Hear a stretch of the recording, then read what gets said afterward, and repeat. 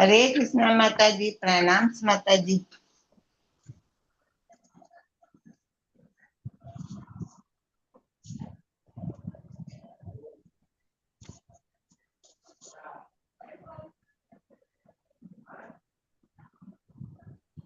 ஜானகிராமன் பிரபுஜி, உங்க phone number எனக்கு சேட்ல போட முடியும்னா போடுங்க, இல்லைன்னா வாட்ஸ்அப்ல அனுப்புங்க.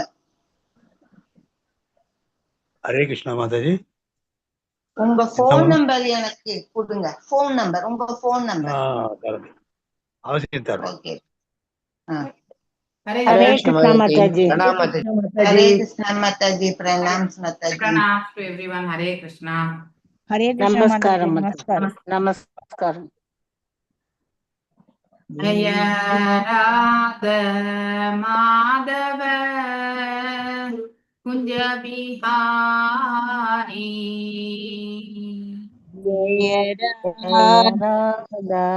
माधव बिहारी, जय राधा माधव कुंज बिहारी, जय राधा माधव बिहारी, जय गोपी जनवल्लभा गिरिवरधारी,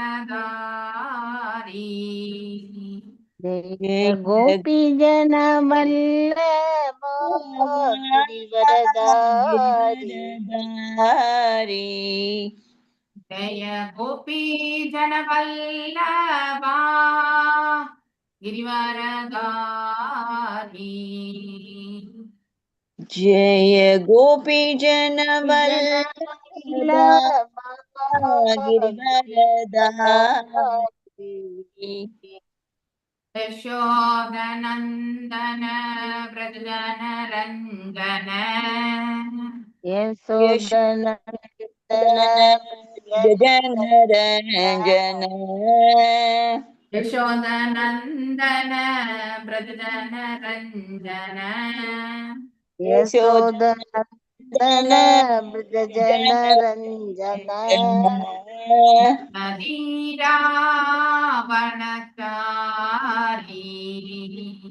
यमुनदीरावनचारी,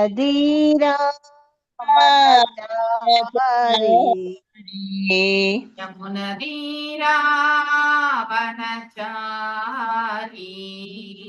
यमुनदीरावनचारी,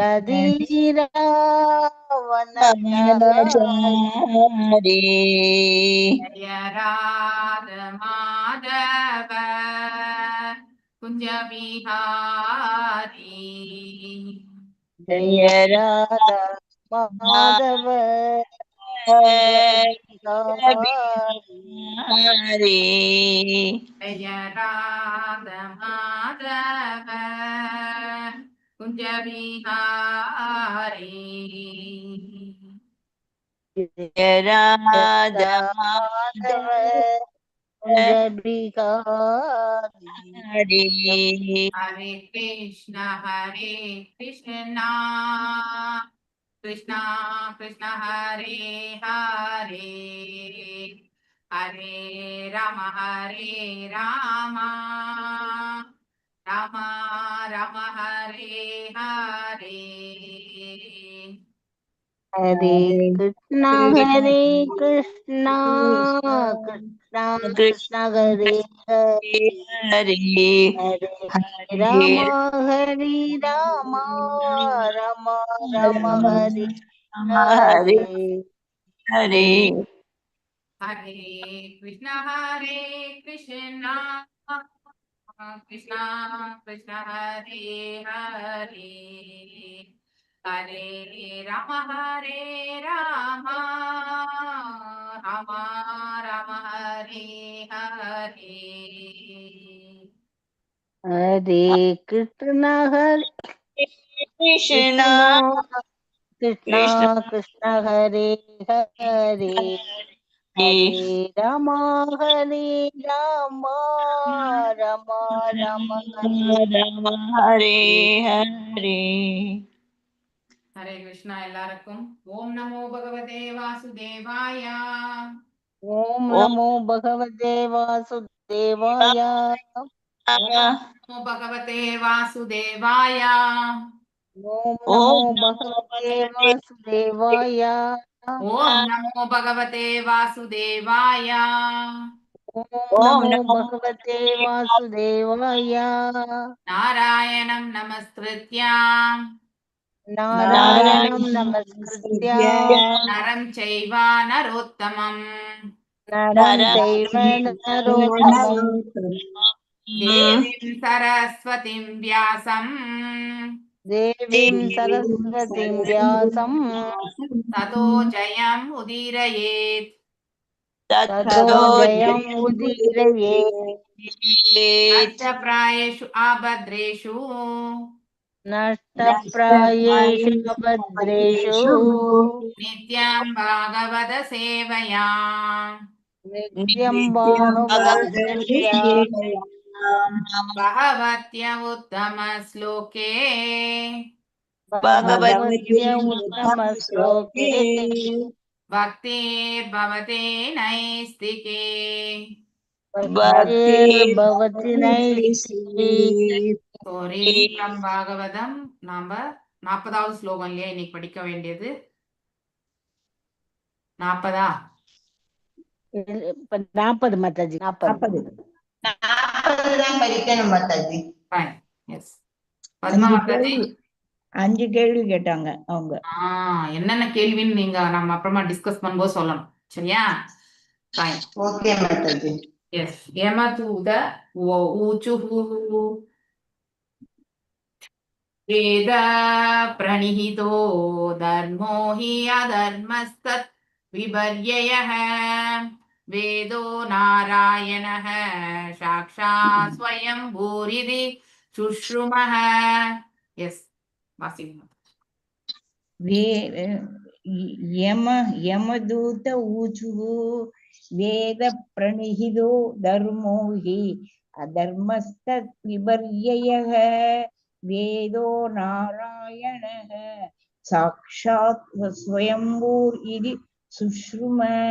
யமதூதா ஊச்சு யமதூதர்கள் கூறினர், வேத 4 வேதங்களால் சாம யஜுர் ரிக் மற்றும் அதர்வ பிரணிகித விதிக்கப்பட்டவை. தர்ம தர்மம் என்பது ஹி நிச்சயமாக, அதர்மம் அதர்மம் என்பது தத் விப்ரேய அதற்கு புறம்பானது, வேத கட்டளைகளால் ஆதரிக்கப்படாதது. வேத நூல்களான வேதங்கள் நாராயணக சாக்ஷாத் நாராயணரால் பேசப்பட்ட வார்த்தைகள் என்பதால் நேரடியாக நாராயணரேயாகும். சுயம்பு சுயமாக தோன்றியவை, சுய பூர்த்தியுடையவை, ஏனெனில் அவை நாராயணனின் சுவாசத்திலிருந்து தோன்றுபவை, எவராலும் எழுதப்படாதவை. இவ்வாறு சுஸ்ரும நாங்கள் கேள்விப்பட்டிருக்கிறோம். அருமை அருமை அருமை. மொழிபெயர்ப்பு. யமதூதர்கள் பதிலளித்தனர், வேதங்களில் all glories to Srila Prabhupada. யமதூதர்கள் பதிலளித்தனர், வேதங்களில் விதிக்கப்பட்டிருப்பது தர்மமாகும், அதற்கு புறம்பானது அதர்மமாகும். வேதங்கள் சுயமாக தோன்றியவை என்றும் அவை நேரடியாக பரமபுருஷரான நாராயணரே என்றும் யமராஜனிடமிருந்து நாங்கள் கேள்விப்பட்டிருக்கிறோம். பொருளுரை. யமதூதர்கள் சரியாகத்தான் பதிலளித்தனர். தர்ம அல்லது அதர்ம கோட்பாடுகளை அவர்கள் தாங்களாகவே உற்பத்தி செய்யவில்லை, மாறாக உயர் அதிகாரியான யமராஜனிடமிருந்து தாங்கள் கேட்டதையே அவர்கள் விவரித்தனர். மகாஜனோ ஏனே கதக ச பந்தாகா. அதிகாரம் பெற்றவரான மகாஜனரை ஒருவன் பின்பற்ற வேண்டும். 12 அதிகாரிகள், அதாவது மகாஜனர்கள் யமராஜனும் ஒருவராவார். எனவே யமதூதர்கள் அஸ்ரும நாங்கள் கேள்விப்பட்டிருக்கிறோம் என்று மிகவும் தெளிவாக பதிலளித்தனர். இன்றைய மனிதர்கள் கற்பனா ஞானத்தின் மூலமாக குறையுடைய சமய கோட்பாடுகளை உற்பத்தி செய்கின்றனர். இது தர்மம் அல்ல. தர்மம் எது, அதர்மம் எது என்பதை அவர்கள் அறியவில்லை. எனவே ஸ்ரீமத் பாகவதத்தின் துவக்கத்தில் பின்வருமாறு குறிப்பிடப்பட்டுள்ளது. தர்ம புரோஜித கைத்தவோ திர, வேதங்களால் ஆதரிக்கப்படாத தர்மம் ஸ்ரீமத் பாகவத தர்மத்திலிருந்து பயனற்றது என்று விளக்கப்படுகிறது. எது பரமபுருஷரால் கொடுக்கப்பட்டதோ அது மட்டுமே பாகவத தர்மமாகும். எது பரமபுருஷரால் கொடுக்கப்பட்டதோ அது மட்டுமே பாகவத தர்மமாகும். சர்வதர்மான் பரித்யஜ்ய மாம் ஏகம் ஸ்ரணம் விரஜ. ஒருவன் பரமபுருஷரின் அதிகாரத்தையும் அவர் கூறுவதையும் ஏற்றுக்கொண்டு அவரிடம் சரணடைய வேண்டும். இதுதான் பாகவத தர்மம். உதாரணமாக, போர் செய்வது அதர்மம் என்று எண்ணிய அர்ஜுனன் அதிலிருந்து பின்வாங்கினார். ஆனால் போர் செய்யும்படி கிருஷ்ணர் அவரை தூண்டினார். அர்ஜுனனும் கிருஷ்ணரின் உத்தரவுப்படி நடந்தார். ஆகவே கிருஷ்ணரின் கட்டளையே தர்மம் என்பதால் அதை நிறைவேற்றிய அர்ஜுனன் உண்மையில் ஒரு தர்மி ஆவார். பகவத்கீதையில் 15.15 கிருஷ்ணர் கூறுகிறார், வேதைஸ்த சர்வைர் அகம் ஏவ வேத்யக. வேதத்தின், அதாவது அறிவின் உண்மையான நோக்கம் என்னை அறிவதேயாகும். கிருஷ்ணரை பூர்ணமாக அறிந்தவர் முக்தி அடைந்தவர் ஆவார். இதை ஸ்ரீ கிருஷ்ணர் பகவத்கீதையில் 4.9 பின்வருமாறு கூறுகிறார், ஜன்ம கர்மச்சே திவ்யம் ஏவமோ வேதி தத்வதக த்யக்த்வா தேகம் புனர்ஜன்ம நைத்திமாம் ஏதிசோ அர்ஜுனா. எனது தோற்றம், செயல்கள் ஆகியவற்றின் உன்னத தன்மையை அறிபவன் இவ்வுடலை விட்ட பின் மீண்டும் இந்த ஜட உலகில் பிறவி எடுப்பதில்லை. அர்ஜுனா, அவன் எனது நித்திய உலகை அடைகிறான். கிருஷ்ணரை புரிந்து கொண்டு அவரது உத்தரவுப்படி நடப்பவன் பகவானின் ஆன்மீக உலகிற்கு செல்ல தகுதியுடையவன் ஆகிறான். ஆக வேதங்களில் உத்தரவிடப்பட்டுள்ளதை குறிப்பது தர்மம் என்றும் வேதங்களில் ஆதரிக்கப்படாததை குறிப்பது அதர்மம் என்றும் முடிவு செய்யப்படுகிறது. வேதங்களில் உத்தரவிடப்பட்டுள்ளதை குறிப்பது தர்மம் என்றும் வேதங்களில் ஆதரிக்கப்படாததை குறிப்பது அதர்மம் என்றும் முடிவு செய்யப்படுகிறது. தர்மம் உண்மையில் நாராயணரால் உற்பத்தி செய்யப்படுவது அல்ல. அஸ்ய மகதோ பூதஸ்ய நிஸ்வசித்தம் ஏதத் யத் ரிக் வேதக இதிஹி என்று வேதங்களில் கூறப்பட்டிருப்பது போல் தர்ம கட்டளைகள் பரம ஜீவனான நாராயணனின் சுவாசத்தில் வெளிப்படுகின்றன. நாராயணர் நித்தியமானவர். நித்தியமாக அவர் சுவாசித்துக் கொண்டிருக்கிறார். எனவே நாராயணனின் கட்டளைகளான தர்மமும் நித்தியமானதாகும்.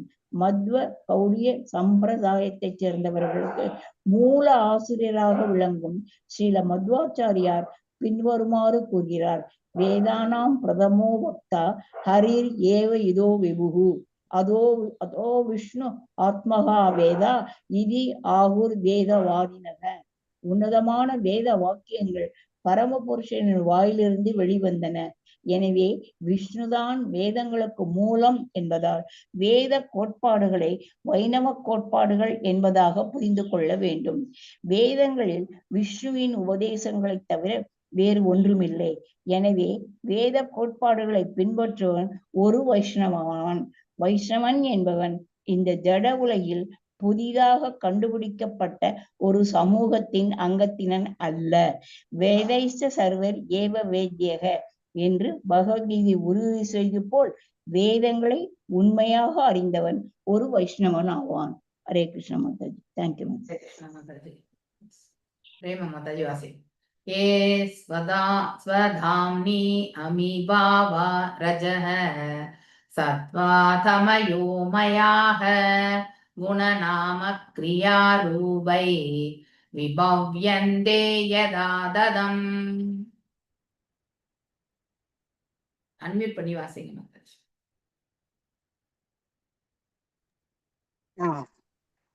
येन स्वदाम्नि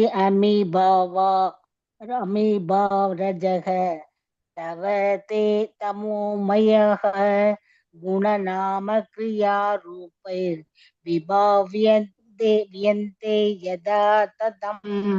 ஏன யாரால், நாராயணரால், சதாமனி அவரது சொந்த இருப்பிடமான ஆன்மீக உலகில் இருந்த போதிலும் அமி இவ்வெல்லா பாவ தோற்றங்களும் ரஜக சத்துவ தம மயா ஜட இயற்கையின் குணங்களினால் சத்துவம் ரஜஸ் தமஸ் மற்றும் தமஸ் படைக்கப்பட்ட குணங்கள் நாம பெயர்கள் கரிய செயல்கள் ரூபைகி மற்றும் ரூபங்களுடன் கூடிய விபாவயந்தே வெவ்வேறு விதமாக தோற்றுவிக்கப்பட்டுள்ளன.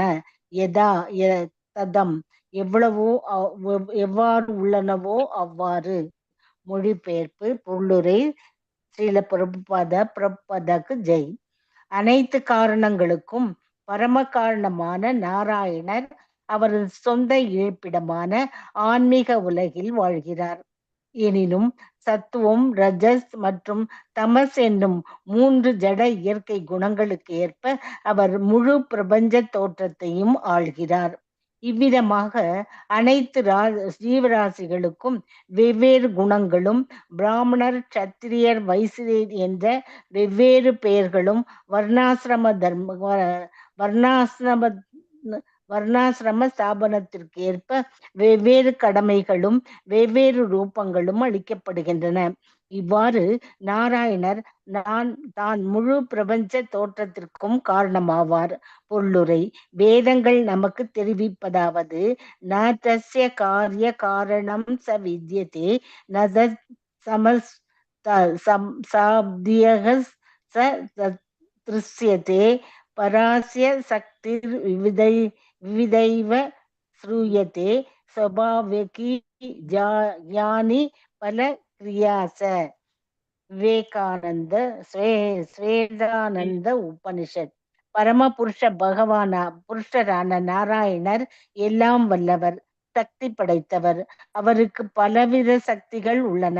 எனவே அவரால் அவரது இருப்பிடத்தில் இருந்து கொண்டே பிரயத்தனமின்றி சத்துவம் ரஜஸ் தமஸ் ஆகிய 3 ஜட இயற்கை குணங்களின் சேர்க்கையின் மூலமாக முழு பிரபஞ்ச திறமையாக இயக்க முடிகிறது. இச்சேர்க்கைகள் வெவ்வேறு உடல்களையும் செயல்களையும் மாற்றங்களையும் உருவாக்குகின்றன. இவை அனைத்தும் பக்குவமாக நடந்தேறுகின்றன. பகவான் பரிபூர்ணமானவர் என்பதால் அவரே முன்னின்று கண்காணித்து அதில் பங்கேற்பது போல் அனைத்தும் செயற்படுகின்றன. ஆனால் எல்லா செயல்களுக்கும் பின்னணியில் பரம காரணமாக இருப்பவர் நாராயணர் தான் என்பதை இயற்கையின் முக்குணங்களால் மறைக்கப்பட்டுள்ள நாஸ்திகர்களால் துணை காண முடியவில்லை. இதை கிருஷ்ணர் பகவத்கீதையில் 7.13 பின்வருமாறு கூறுகிறார். திரிபிர் குணமைர் பாவைர் ஏபி சர்வம் இதம் ஜகத் மோகிதம் நாபிஜானாதி மாம் ஏப்ய பரம் அவ்யயம். முக்குணங்களால் மயக்கப்பட்டிருப்பதால் முழு உலகமும் குணங்களுக்கு அப்பாற்பட்டவனும் எல்லையற்றவனுமான என்னை அறியாதிருப்பது.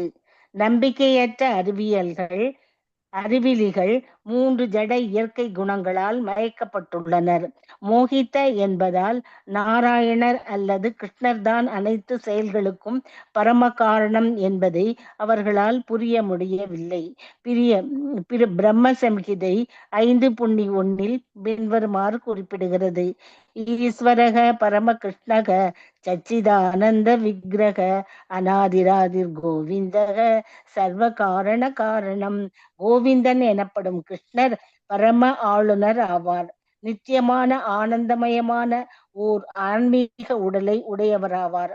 அனைவருக்கும் மூலம் அவரை அனைத்து காரணங்களுக்கும் முக்கிய காரணம் என்பதால் அவருக்கும் எந்த பிறப்பிடமும் இல்லை. Hare Krishna Mataji. Hare Krishna. Thank you. So Suryogni Kamrudathevah Somah Snayahini Disha Kamguhah Swayam Dharma Idihi Yede தைஹஷ்ய சாக்ஷினாஹ. Yes, Rajalakshmi Mataji was. हरे कृष्ण। सूर्योऽग्निकं मृद्देवः सोमः संज्ञाहनि दिशः कं हु स्वयं धर्म इति इति हि एते तैहस्य साक्षिणः।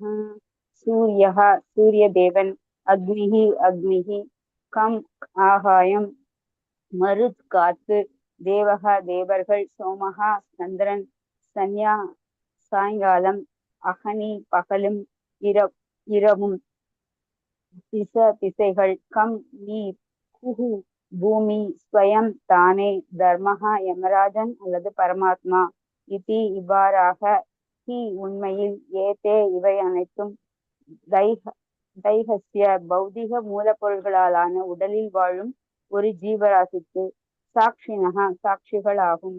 மொழிபெயர்ப்பு. சூரியன், அக்னி, ஆகாயம், காற்று, தேவர்கள், சந்திரன், சாயங்காலம், பகல், இரவு, திசைகள், நீர், பூமி மற்றும் பரமாத்மா ஆகிய அனைத்தும் ஒரு ஜீவராசியின் செயல்களுக்கு சாட்சிகளாக விளங்குகின்றன. பொருளுரை. ஒரு சில மதத்தினர், குறிப்பாக கிறிஸ்தவர்கள், கர்ம பலன்களை நம்புவதில்லை. நாம் ஒரு சமயம் புலமையுடைய கிறிஸ்தவ பேராசிரியர் ஒருவரிடம் கலந்துரையாடிய போது அவர் பின்வருமாறு கேட்டார். குற்றம் செய்தவர்கள் அக்குற்றங்களை நேரில் கண்டவர்களை தீர விசாரித்தறிந்த பிறகுதான் பொதுவாக தண்டிக்கப்படுகின்றனர். ஆனால் ஒருவன் கடந்த கால கர்ம பலன்களை அனுபவிப்பதற்கு பொறுப்பேற்கக்கூடிய சாட்சிகள் எங்கே?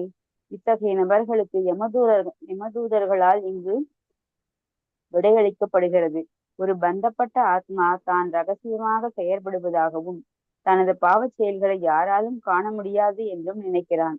ஆனால் சூரியன், அக்னி, ஆகாயம், காற்று, சந்திரன், தேவர்கள், சாயங்காலம், பகல், இரவு, திசைகள், நீர், நிலம், பரமாத்மா ஆகியவை உட்பட பல சாட்சிகள் இருப்பதை சாஸ்திரங்களிலிருந்து நம்மால் அறிய முடிகிறது. சாட்சிகளுக்கு குறைவேது? சாட்சிகளும் உள்ளன, பரமபுருஷரும் உள்ளார். எனவேதான் எண்ணற்ற ஜீவராசிகள் மேலுலகங்களுக்கோ அல்லது நரகலோகங்கள் உட்பட்ட கீழ் உலகங்களுக்கோ அனுப்பப்படுகின்றனர். இதில் எந்தவித முரண்பாடுகளும் இல்லை. ஏனெனில் அனைத்தும் பரமபுருஷரின் திட்டத்தால் திறம்பட ஏற்பாடு செய்யப்பட்டுள்ளன. ஸ்வபாவிக் ஞான பல கிரியாச்ச. இஸ்லோகத்தில் குறிப்பிடப்பட்டுள்ள சாட்சிகள் மற்ற வேத இலக்கியங்களிலும் குறிப்பிடப்பட்டுள்ளன. ஆதித்ய சந்திராவ் அனிலோ நலஸ்ய ஜோர் பூமிர் ஆபோ ஹிருதயம் யமஸ்ச அகஸ்ச ராத்திரிச்ச உப்பேச்ச சன்யே தர்மோபிஜானாதி நரஸ்ய விருத்தம். ஹரே கிருஷ்ணா. தேங்க்யூ மாதாஜி. ஹரே கிருஷ்ணா. கீதா மாதாஜி. ஏதைர் அதர்மோ விஜ்ஞாதः ஸ்தானம் தண்டஸ்ய யுஜ்யதே சர்வே கர்மானுரோதேன தண்டம் ஹர்ஹந்தி காரிணः. हरे कृष्ण माताजी। हरे प्रणाम माताजी। प्रणाम. एतैर् अधर्मो विज्ञात स्थानं दण्डस्य युज्यते सर्वे कर्मानुरोधेन தண்டம் ஹர்ஹந்தி காரிணாக. இவைகளால் சூரிய தேவன் முதலான சாட்சிகள் தர்மத்திலிருந்து வழி தவறிய விஞ்ஞாத அறியப்படுகிறது. ஸ்தானம் உரிய இடம், தண்டஸ்ய தண்டனைக்கு, யுச்சதே என்று ஒப்புக்கொள்ளப்படுகிறது. சர்வே எல்லோரும், கர்ம அனுரோதேன செயல்களுக்கு தக்கவாறு, தண்டம் தண்டனையை, ஹர்ஹந்தி ஏற்க தகுதியுள்ளவர்களாக இருக்கின்றனர். காரின பாவ காரியங்களை செய்பவர்கள். மொழிபெயர்ப்பு. அவரவர்களுக்கு விதிக்கப்பட்ட கடமையிலிருந்து தர்மம் வழி தவறியவர்களின் குற்றங்கள் இத்தனை சாட்சிகளால் உறுதி செய்யப்படுவதால் அதர்ம வழி சேர்ந்தவர்கள் தண்டனைக்குரியவர்கள் ஆகின்றனர். பலன் கருதும் செயல்களில் ஈடுபட்டுள்ள ஒவ்வொருவரும் அவரவர் பாவ செயல்களுக்கு ஏற்ப தண்டிக்கப்பட தகுதியானவர் ஆவர். ஹரே கிருஷ்ணா மாதாஜி. தேங்க்யூ. சித்திரலேகா மாதாஜி வாசிங்கோ. சித்திரலேகா மாதாஜி இருக்காங்களா? ஹரே கிருஷ்ணா. சம்பவந்தி ஹி பத்ராணி விபரிதானி சானகாஹ காரணாம் குணசங்கோஸ்தி தேகவான் நாஹி அக்ரு அக்ர அக் அக அகர் அகர்மக்ருதத் வாசி. சித்திரலேகா மாதாஜி ஹரே கிருஷ்ணா. அவங்க இல்லைன்னா மகாலட்சுமி மாதாஜி வாசிங்க. சித்திரலேகா மாதாஜி हरे कृष्ण ஓகே माताजी। வாசிங்க மகாலட்சுமி மாதாஜி. सम्भवन्ति हि पत्राणि विपरीतानि सानकाः कारणं गुणसङ्को अस्ति देहवान्नगि अकर्मकृत् சம்பவந்தே நடக்கின்றன ஹி உண்மையில் பத்ராணி மங்களகரமான புண்ணிய செயல்கள் விபரீதானி அவற்றிற்கு நேர் எதிரானவை அமங்கலமான பாவ செயல்கள் ச கூட அனகா பாவமற்ற வைகுண்ட வாசிகளே காரினாம் பலன் கருத்தும் கருமிகளின் குண சங்க இயற்கையின் முக்குணங்களின் கலங்கம் அஸ்தி உள்ளது தேகவான் இந்த ஜட உடலை ஏற்றுக்கொண்ட எவனும் இல்லை இருக்க முடியாது ஹி நிச்சயமாக அகர்ம கிருத் செயலற்றாமல். மொழிபெயர்ப்பு. வைகுண்டவாசிகளே நீங்கள் பாவமற்றவர்களே, ஆனால் இந்த ஜட உலகில் உள்ளவர்கள் புண்ணியங்களையோ அல்லது பாவங்களையோ செய்தாலும் அவர்களை அனைவருமே கருமிகள்தான். அவர்கள் இயற்கையின் முக்குணங்களால் களங்கமடைந்தும் அதற்கேற்ப செயற்பட வேண்டியவர்களாகவும் இருப்பதால் இந்த இருவகை செயல்களுமே அவர்களுக்கு சாத்தியம்தான். ஜட உடலை ஏற்றவனால் செயலற்றாமல் இருக்க முடியாது. மேலும் ஜட இயற்கை குணங்களின் கீழ் செயற்படுபவர்களுக்கு பாவ செய்வது தவிர்க்க முடியாததுமாகும். எனவே இந்த ஜட உலகில் உள்ள எல்லா ஜீவராசிகளும் தண்டனைக்குரியவனையே.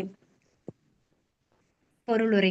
மனிதர்களுக்கும் மனிதரல்லாத ஜீவன்களுக்கும் உள்ள வேறுபாடு என்னவெனில், ஒரு மனிதனின் வேதங்களுடைய வழிகாட்டியின்படி நடக்க வேண்டியவனாவான். துரதிருஷ்டவசமாக மனிதனின் வேதங்களின் கட்டளைப்படி நடக்காமல் தனது சொந்த செயல்முறைகளை உண்டாக்கிக் கொள்கிறான். எனவே அவர்கள் அனைவருமே பாவங்கள் செய்வதால் தண்டிக்கப்பட வேண்டியவர்கள் ஆகின்றனர். Hare Krishna Mataji. Hare Krishna. Hare Krishna. Yes, Pushpa Mataji, last slogan passing. Ena yavan yada dharmo veha samhidaha sa eva tatplam punkte tada dhavat amutravai. हरे कृष्ण माताजी। प्रणाम माताजी। Pranam. पदम 45. येन यावान् यदा धर्मो वेग संहितः स एव तत्फलं पुङ्क्ते तदा तावत्तमुद्रवै.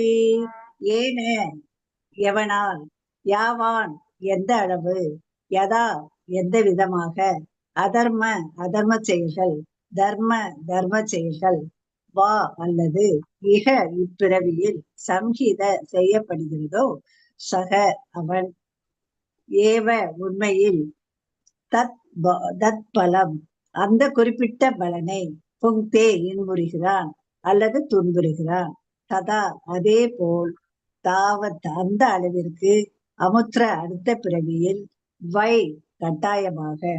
மொழிபெயர்ப்பு. பொருளுரை பை ஸ்ரீல பிரபுபாதாவுக்கு ஜெய். மொழிபெயர்ப்பு. இப்பிறவியில் ஒருவன் செய்யும் தர்ம செயல்கள் அல்லது அதர்ம செயல்களின் விகிதத்திற்கு ஏற்ப அடுத்த பிறவியில் அவன் தனது கர்ம பலன்களான இன்பத்தையோ அல்லது துன்பத்தையோ அனுபவிக்கிறான். பொருளுரை. பகவத்கீதை 14.18 குறிப்பிடுவதாவது, ஊர்த்வம் கச்சந்தி சத்வஸ்த மத்தியே திஷ்டந்தி ராஜசாக ஜகன்ய குணவிருத்திஸ்தா அதோ கச்சந்தி தாமசக. சத்வகுணத்தில் செயல்படுபவர்கள் உயர் கிரகங்களுக்கு உயர்த்தப்பட்டு தேவர்கள் ஆகின்றனர். அதிகமான பாவங்களை செய்யாது சாதாரண முறையில் செயல்படுபவர்கள் இந்த மத்திய லோகத்திலேயே இருக்கின்றனர். வெறுக்கத்தக்க பாவங்களை செய்பவர்கள் நரகங்களுக்கு கீழ் நோக்கி செல்லுகின்றனர். ஹரே கிருஷ்ணா மாதாஜி. தேங்க்யூ हरे மாதாஜி. कृष्ण माताजी हरे कृष्ण ओम अज्ञानतिमिरान्धस्य ज्ञानाञ्जनशलाकया चक्षुरुन्मीलितं येन तस्मै श्रीगुरवे नमः श्रीचैतन्यमनोभीष्टं स्थापितं येन भूतले स्वयं रूपा गदा मह्यं ददाति स्वपदान्तिकं हे कृष्णा करुणा सिन्धु दीनबन्धु जगत्पते गोपेशा गोपिका कान्ता राधकान्ता नमस्तुते तप्त कांचन गौरांगी राधे वृंदावनेश्वरी ऋषभानुसुते देवी प्रणमामि हरिप्रिये वाञ्छकल्पतरुभ्यश्च कृपा सिन्धुभ्य एव च पतितानां पावनेभ्यो वैष्णवेभ्यो नमो नमः नमो विष्णुपादाय कृष्णप्रेष्ठाय भूतले श्रीमति भक्ति वेदांत स्वामिनिधि नामिने नमस्ते सारस्वते देवे गौरवाणी प्रचारिणे निर्विशेष शून्यवादे पाश्चात देशधारिणे जय श्री कृष्ण चैतन्य प्रभु नित्यानंद श्री अद्वैत गदाधारा श्रीवासादि गौर भक्त वृंदा हरे कृष्णा कृष्णा कृष्णा हरे हरे राम राम राम हरे हरे मूगं करोति वाचालं भंगुं लंघयते गिरिं यत्कृपातमहं वन्दे परमानन्दमाधवं श्रीकृष्ण चैतन्य ஈஸ்வரம். ஸோ நாம் இப்போ இந்த விஷ்ணு தூதர்களுக்கும் யமதூதர்களுக்கும் இடையில நடக்கக்கூடிய உரையாடல். இது மாதிரிதான் இந்த பிரபஞ்சத்துல ஒரு ஜீவன் மரணிக்கும் பொழுது நடக்கக்கூடிய விஷயங்கள், எதன் அடிப்படையில யமதூதர்கள் வருகிறார்கள், எதன் அடிப்படையில விஷ்ணு தூதர்கள் வருகிறார்கள் என்பது நம்ம இப்போ விளக்கமா தெரிஞ்சுக்க போறோம். ஓகே, சோ இங்க யமதூதர்கள் இடத்துல விஷ்ணு தூதர்கள் கேட்கிறார்கள் கேள்விகள். ஒண்ணு, தர்மத்தினுடைய பொருள் என்ன? அதர்மத்தை நீங்கள் எப்படி அடையாளம் காண்கிறீர்கள்? இது இரண்டாவது கேள்வி இல்லையா? மூன்றாவது எப்படி அதாவது தண்டனை என்பது எதன் அடிப்படையில தீர்மானிக்கப்படுகிறது இல்லையா? So on what basis the punishment is decided இல்லையா? சோ மேலும் உண்மையில் தண்டனைக்கு உரியவர்கள்லாம் யாரெல்லாம் தண்டனைக்கு உட்பட்டவர்களாக இருக்கிறார்கள்? மேலும் பலன் கருதும் செயல்களில் ஈடுபட்டுள்ள எல்லா கருமிகளுக்கும் தண்டனைக்குரியவர்களா இல்லையா? அல்லது சிலர் மட்டும்தான்? 5 கேள்விகள் இல்லையா? சோ இந்த 5 கேள்வி திருப்பி சொல்லலாமா? ஒண்ணு தர்மம் என்றால் என்ன? மேலும் அதர்மத்தினுடைய அடையாளங்கள் என்ன? மேலும் தண்டனை எதன் அடிப்படையில் தீர்மானிக்கப்படுகிறது? ஒருத்தருக்கு தண்டனை கொடுக்கணும்னா அது எதன் அடிப்படையில கொடுக்கிறோம்? மேலும் உண்மையிலே தண்டனைக்குரியவர்கள்லாம் யார் இல்லையா? அந்த கோட்டால யாரெல்லாம் விழுவாங்க? மேலும் 5வது, கர்மிகள் எல்லாம் தண்டனைக்குட்பட்டவர்களா இல்ல சிலர் மட்டும்தானா? ஓகே, ஸ்டாண்டர்டா இந்த கொஸ்டின்ஸ் மைண்ட்ல வச்சுக்கோங்க. இதெல்லாம் தான் விஷ்ணு தூதர்கள் யம தூதர்கள் இடத்துல கேட்கறாங்க. ஏன்னா ஒரு பிராணனை எடுக்கக்கூடிய பொசிஷன்ல இருக்கக்கூடியவங்க இல்லையா? அவர்கள் தவறு இழைக்க கூடாது. அதனால அவங்கள தண்டிக்க வேண்டியவங்களுக்கு அவங்க கண்டிப்பா தண்டனை கொடுக்கணும். அதே மாதிரி தண்டிக்க கூடாதவர்களை அவர்கள் எப்பொழுதும் தண்டிக்க கூடாது இல்லையா?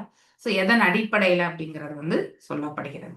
அதற்கு யமதூதர்கள் பூச்சுஹூ வேதா பிரணிஹிதோ தர்மோ ஹி அதர்மஸ்தத் விபர்யயஹ வேதோ நாராயணஹ சாக்ஷாத் ஸ்வயம் பூரிதி சுஷ்ரும. யமதூதர்கள் இப்ப பதில் சொல்றாங்க. வேதங்களில் விதிக்கப்பட்டிருப்பது தர்மமாகும். கிளியர் கம்யூனிகேஷன் இல்லையா? சோ வேதங்கள்ல என்ன சொல்லப்பட்டிருக்கோ அதுதான் தர்மம். ஓகே, சோ வேதங்கள் நமக்கு என்ன சொல்றது? நமக்குன்னு அதாவது பரிந்துரைக்கப்பட்ட கடமைகள் சொல்கிறது இல்லையா? ஒருவருடைய அதாவது அவங்க எந்த வர்ணத்தை சேர்ந்தவர்களாக இருக்கிறார்களோ அந்த வர்ணத்திற்கு ஏற்ற அதாவது வழிமுறைகள் மற்றும் அவங்க என்ன ப்ராசஸ் இல்லையா, எந்த விதிமுறைகளை அவர்கள் கடைபிடிக்க வேண்டும் என்பதை தான் வேதங்கள் நமக்கு சொல்றது. சோ வேதங்கள் எல்லாம் பகவானிடத்திலிருந்து தோன்றியது இல்லையா? அதற்கு புறம்பானதுதான் அதர்மமாகும். ஃபர்ஸ்ட் கேள்விக்கு ஆன்சர் ஃபர்ஸ்ட் லைன், செகண்ட் கேள்விக்கு ஆன்சர் செகண்ட் லைன். ஓகே, வேதங்கள் வேதங்களில் விதிக்கப்பட்டிருக்கிறது மட்டும்தான் தர்மம். அதுதான் what is the definition of dharma சொல்லியாச்சு. அதர்மம் எதன் அடிப்படையில நாம அதாவது அங்கீகரிக்கப்படுகிறது, இதுதான் அதர்மம் இதுதான் அதர்மம் அப்படின்னு நம்ம எப்படி டிஃபைன் பண்ண முடியும் இல்லையா? எதெல்லாம் வேதங்களுக்கு ஆப்போசிட்டா இருக்கோ அது எல்லாமே அதர்மம் தான். ஒரே category, full clean bolt. Okay, மேலும் வேதங்கள் சுயமாக தோன்றியவை என்றும் அவை நேரடியாக பரமபுருஷனார நாராயணரே என்றும் யமராஜன் என்று நாங்கள் கேள்விப்பட்டிருக்கோம். அதாவது வேதங்கள் வந்து தோற்றுவிக்கப்பட்டது இல்லையா? யாரால தோற்றுவிக்கப்பட்டது? பகவானிடத்திலிருந்து தோன்றியது இல்லையா? வேதங்களால் அறியப்பட வேண்டியது எல்லாமே பரம்பொருளை பற்றி தான். சோ அந்த அத்தகைய வேதங்கள் அனைத்துமே வந்து பகவானுடைய அவருடைய வாயிலிருந்து தான் அந்த வேத மந்திரங்கள் வந்து வந்துகிட்டே இருக்கும், நாராயணர் இல்லையா? மேலும் அவை அனைத்துமே பரமபுருஷரான நாராயணன் இருந்துதான் தோன்றியது என்று யமதர்மராஜன் வந்து இந்த யமதூதர்களுக்கு சொல்லியதாக அவர்கள் வந்து சொல்லிட்டாங்க. இப்ப நமக்கு ஃபர்ஸ்ட் கொஸ்டினுக்கு விடை கிடைச்சதா, செகண்ட் கொஸ்டினுக்கு விடை கிடைச்சதா இல்லையா? மூன்றாவது கொஸ்டின் என்னது? ஆக்சுவலி எதன் அடிப்படையில நமக்கு வந்து தண்டனைகள் வழங்குகிறோம் இல்லையா? மேலும் வந்து கர்மிகள் நான்காவது கொஸ்டின் என்னது? நான்காவது கொஸ்டின் இல்லையா? அதாவது உண்மையில் தண்டனைக்குரியவர்கள் யார், மேலும் தண்டனை எதன் அடிப்படையில வந்து தீர்மானிக்கப்படுகிறது. தேர்ட் கொஸ்டின் வந்து எதன் அடிப்படையில வந்து தண்டனை வந்து கொடுக்கப்படுகிறது, மேலும் அதாவது வேத சாஸ்திரங்கள் அடிப்படையில தான் தண்டனைகளில் நியமிக்கப்படுகிறது. ஓகே, அதுல இருந்துதான் எடுக்கிறாங்க. சோ இந்த தவறு செய்தா இந்த தண்டனை, ஒருவர் இதைதான் ஃபாலோ பண்ணணும்னு வேத சாஸ்திரங்கள் சொல்லுது. அதற்கு எதிர்மறையா ஃபாலோ பண்ணா அவங்க தண்டனைக்கு ஆட்கொள்ளப்படுகிறார்கள். சோ அதன் அடிப்படையில வந்து தண்டனை வந்து நிர்ணயிக்கப்படுகிறது. ஓகே, சோ மேலும் இந்த கருட புராணம் இல்லையா, இப்ப நாம கூட பாகவதத்துல வந்து போன அத்தியாயத்துல படிச்சோம் இல்லையா, கடைசி நரக உலகங்களை பற்றி. இந்த செயல் புரிந்தால் இந்த நரகத்திற்கு இந்த மாதிரியான பனிஷ்மெண்ட் அப்படிங்கறத வந்து அந்த லாஸ்ட் அத்தியாயம் வந்து நம்ம படிச்சோம் இல்லையா? சோ அவை அனைத்துமே பகவானிடத்திலிருந்து தான் தோன்றியது என்று யமராஜன் சொன்னதாக இந்த சொல்லப்படுகிறது. யமதூதர்கள் சரியாகத்தான் பதிலளித்தனர். தர்மம் அல்லது அதர்மம் கோட்பாடுகளை அவர்கள் தாங்களாகவே உற்பத்தி செய்யல, அவங்க டிசிஷன் பண்ணல. அவங்க ஹையர் அத்தாரிட்டி கிட்ட இருந்து கேட்டதை அதை இம்ப்ளிமெண்ட் மட்டும் தான் பண்றாங்க இல்லையா, அமுல்படுத்துறாங்க. இப்ப நாம கூட வந்து ஒரு ஸ்கூல் இருக்குன்னா என்ன மத்தாஜி? அஞ்சாவது கொஸ்டின் என்ன மத்தாஜி? அதாவது அஞ்சாவது கொஸ்டின் என்னன்னாக்கா, அதாவது இந்த பலன் கருதும் செயல்கள் செய்யக்கூடிய அந்த கருமிகள் தான் தண்டிக்கப்படுவார்களா, இல்ல அதுல சில பேர் மட்டும்தான் தண்டிக்கப்படுவார்களா? ஏதாவது கிரைட்டீரியா இருக்கா? பலன் கருதும் செயல்கள் செய்தாலும் கூட அவங்கள வந்து பை டிஃபால்ட்டா நீங்க வந்து பலன் கருதும் செயல்கள் செய்யவங்களுக்கு எல்லாமே தண்டனையா, இல்ல வந்து சிலரை மட்டுமே தான் வந்து தண்டனையா அப்படிங்கறது வந்து கேக்குறாங்க. அது ஐந்தாவது கேள்வி. பலன் கருதும் செயல்கள்ங்கிறது பாவ செயல்களா மாதாஜி? பலன் கருதும் செயல்கள் என்பது ஒரு செயலினுடைய பலனை எதிர்பார்த்து ஆற்றுவது, இது வந்து ஆற்றக்கூடிய அதாவது நிலையை பொறுத்து சொல்லப்படுவது. மேலும் வந்து நான் தான் இந்த செயலை புரிந்தேன் அப்படின்னு நினைக்கிறான் பாருங்க, அவன் தான் உண்மையிலே வந்து பலன் கருதும் செயல்கள் இல்லையா? சோ அவன் எப்படி வந்து செயல்படணும்? கர்மண்யவே அதிகாரஸ்தே மா கர்ம பலேஷு கதாச்சனஹா இல்லையா? என்ன, அதாவது உனக்கென்று விதிக்கப்பட்ட கடமை ஆற்றுவதற்கு மட்டுமே உனக்கு அதிகாரம் உண்டு இல்லையா? அந்த கடமையை வந்து நான் தான் செய்தேன் அப்படிங்கறது வந்து நம்ம அது ஓனர்ஷிப் எடுத்துக்கிறதுக்கான அதிகாரம் நமக்கு கிடையாது. அதனால அந்த கர்மத்தை செய்ததனுடைய பலனை அனுபவிக்கிறதுக்கு நமக்கு எந்த அதிகாரம் கூட கிடையாது. அது அனைத்துமே இறைவனால் நமக்கு கொடுக்கப்படுவது. அதனால நம்ம ஒரு நிமித்த மாத்திரம் மட்டும்தான் செயல்படணும் அப்படின்னு தான் அந்த ஸ்லோகம் நமக்கு எடுத்துரைக்கிறது. அதனால நீதான் இந்த செயலுக்கு காரணம் என்று என்றைக்கும் நீ எண்ணாதேன்னு பகவான் வந்து அர்ஜுனருக்கு சொல்றாரு. ஏன்னா அவர் கர்ம சந்நியாசம் போகணும்னு நினைக்கிறார் இல்லையா? ஆனால் நீ வந்து தர்மம் என்ன, அவருடைய தர்மம் என்ன, அவருடைய சுதர்மம். அர்ஜுனுடைய சுதர்மம் என்ன? அவர் ஒரு போர் வீரன், சத்திரியன், போர் வீரன். அவர் என்ன பண்ணணும்? போர்ல வந்து போர் புரியணும். சும்மா இருக்கும்போது யாரும் போர் புரியுன்னு சொல்லல. போர்ல வந்து நான் போர் புரிய மாட்டேன்னா அது தவறு இல்லையா? அது ஆஸ் குட் ஆஸ் என்னது, புறமுதுகிட்டு ஓடினதுக்கு சமம் தான் இல்லையா? அவருடைய எதிரிகள் எல்லாருமே அவரை வந்து எள்ளி நகையாடுவார்கள். இவன் கம்பேஷன், அதாவது ஒரு பக்தனா இருக்கிறவங்களுக்கு கருணை இருக்கும் இல்லையா? அந்த கருணையால இவங்களை எல்லாருமே கொல்லணுமான்னு அவன் விட்டுட்டு போறதை வந்து யாருமே புரிஞ்சுக்க மாட்டாங்க. ஏன்னா அவனை புரிஞ்சுக்கிற அளவுக்கு ஞானம் எதிர்த்தரப்புல இருக்கிறவங்களுக்கு கிடையாது இல்லையா? சோ அஜ்ஞானமும் அதே மாதிரி வந்து ரஜோகுணத்தை காம்பினேஷனா கொண்டு இருக்கிறவங்க தான் எதிர்த்தரப்புல இருக்கிறவங்களே. அப்படி இருக்கும் பொழுது சுத்த சத்துவத்துல இருக்கிறவங்களுடைய இயல்பை வந்து கண்டிப்பா புரிஞ்சுக்கவே முடியாது இல்லையா? சோ அவங்க உணர்தலுக்கு அடிப்படையில இவங்களை எவாலுவேட் பண்ணி அவங்க தள்ளிடுவாங்க, அவ்வளவுதான். இப்ப அர்ஜுனரை வந்து அர்ஜுனர் தளத்துல இருக்கிறவங்க வந்து அவருடைய உண்மையான நோக்கம் என்னன்றது யுதிஷ்ட மகாராஜாவோ இல்ல வந்து பீமசேனனோ அவங்களால புரிஞ்சுக்க முடியும். ஆனா அதே வந்து துரியோதனால வந்து அர்ஜுனனுடைய உண்மையான நிலையை வந்து எதற்காக அவன் விட்டு கொடுத்தான் என்பதை வந்து கண்டிப்பா புரிஞ்சுக்க மாட்டான். இதே சுச்சுவேஷன் வந்து போர் நிகழ்வுக்கு முன்னாடி வந்து அதாவது அர்ஜுனர் வந்து கிருஷ்ணருடைய அவருடைய சப்போர்ட் வாங்குறதுக்கு இல்லையா, அவருடைய சிநேகத்தை பெறுவதற்காக செல்வார் இல்லையா. சோ அங்கே அர்ஜுனருடைய நோக்கம் என்னவா இருந்தது, கிருஷ்ணர் தன் தனப்பில் இருந்தால் போதும் அப்படின்னு நினைச்சிட்டு தான் அவர் போனார். அவர் படைபலம் வந்து கேட்கணும்னு போனார், ஆனா படைபலம் மேன்மையா அவர் நினைக்கல. எதை கம்பேர் பண்ணும்போது கிருஷ்ணர் மட்டும் நம்ம கூட இருக்கட்டும், ஏன்னா எப்பவுமே அவரோட இருந்த அசோசியேஷன், அவரால் வழிநடத்தப்பட்ட அந்த நிலை, எல்லா விஷயங்களிலுமே அவங்க வந்து சக்சஸ் ஆயிருந்தாங்க இல்லையா. அந்த நம்பிக்கை, அவர் மீது கொண்டிருந்த அன்பு, இதனால வந்து கிருஷ்ணர் மட்டும் நம்ம எல்லாம் கூட இருந்தா போறோம்னு நினைச்சார். ஆனா துரியோதனன் அப்படி போல இல்லையா. அவன் போனது என்னது, முதல்ல படைபலம், அதுக்கப்புறம் கிருஷ்ணர் வேணா வரட்டும் இல்லையா. சோ அங்க ப்ரையாரிட்டி என்ன ஆச்சு, மாறிடுது இல்லையா. சோ அப்போ அவன் எள்ளி நகையாடுவான். ஆக்சுவலி அர்ஜுனன் வந்து புத்தியே இல்லை அவனுக்கு இல்லையா. போய் போய் நிராயுத பாணியா இருக்கக்கூடிய கிருஷ்ணரை போய் கேட்டானே இல்லையா. அந்த கிருஷ்ணர் எதுக்குமே உதவ மாட்டான் இல்லையா. ஒரு வில்ல எடுத்து ஒரு அம்பு எடுத்து எய்ய போறாரா, ஒண்ணுமே கிடையாது. அவன் சார்பில் நின்று போர் புரியவும் ஆட போறது இல்ல இல்லையா. சும்மா இருக்கிறதுக்கு எதுக்கு இந்த அர்ஜுனன் வந்து கிருஷ்ணரை போய் கேட்டான் அப்படின்னு சொல்லிட்டு, நான் பார் நாராயண சேனையை முழுதும் என்னுடைய ஒரு அக்ரோனி சேனையை வாங்கிட்டேன் நான். எப்படி இது வந்து யாருடைய உணர்தல், ஆக்சுவலி துரியோதனனுடையது. அவன் நினைக்கிறான் அவன் தான் இன்டெலிஜென்ட் இல்லையா, ஏன்னா ஹீ இஸ் த டூயர், நான் தான் இந்த இதை சாதிச்ச அப்படிங்கிற அந்த இது. சோ அப்படிப்பட்டவங்க தான் பலன் கருதும், அதுதான் பலன் கருதும் செயல் என்பது. ஓகே, எந்த ஒரு நபர் வந்து தான் ஆற்றுகின்றேன், நான் செயல்படுகின்றேன், என்னால இந்த செயலாக்கப்பட்டது, ஐ எம் த டூயர், நான் தான் இந்த செயல், நான் தான் இதை வெற்றிகரமா கொண்டு வந்தேன் அப்படின்லாம் யார் வந்து மாத்தட்டிக்கிறாங்க பாருங்க, அவங்கதான் பலன் கருதும் செயல்ல இருக்காங்கன்னு அர்த்தம்.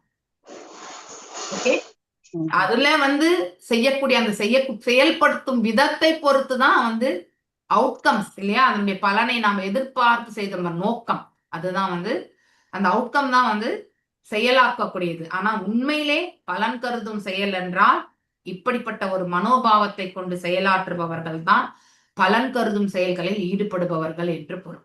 ஓகே, சோ இங்கே தர்மம் மற்றும் அதர்மம், எஸ், தர்மம் மற்றும் அதர்ம கோட்பாடுகளை அவர்கள் தாங்களாக உற்பத்தி செய்யவில்லை இல்லையா. யாரு, யமதூதர்கள் இல்லையா. அவங்க யார்கிட்ட இருந்து கேட்டாங்க, மகாஜனமா இருக்கக்கூடிய யமராஜனிடத்துல இருந்து கேட்டாங்க இல்லையா.